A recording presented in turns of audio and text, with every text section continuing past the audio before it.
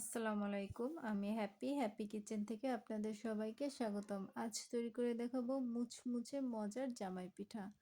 তো ১ কাপ আটা নিয়েছি, 1/2 কাপ চালের গুঁড়া, দিয়ে দেব পরিমাণ মতো লবণ, দিয়ে দেব কালো জিরা 1/2 চামচ, পাউডার সুগার দিয়েছি 1/4 কাপ। একটি ডিম ভেঙে দেব। এবার লিকুইড দুধ দিয়ে ব্যাটারটা তৈরি করব। আপনারা চাইলে এখানে পানি দিয়েও করতে পারেন, কিন্তু দুধ দিলে বেশি ভালো হয়। ব্যাটারটা ভালো করে মিশিয়ে নেব যাতে ভিতরে কোনো দলা না থাকে।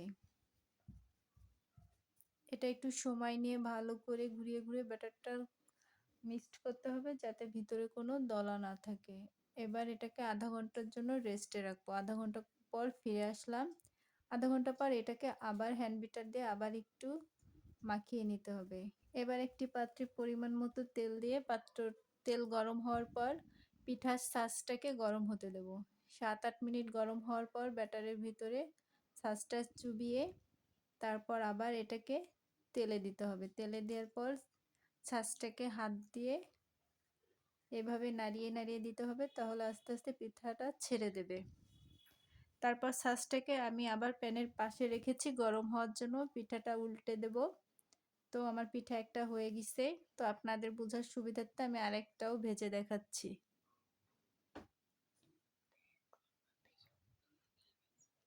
এভাবে আমি সবকটা পিঠে ভেজে নিয়েছি।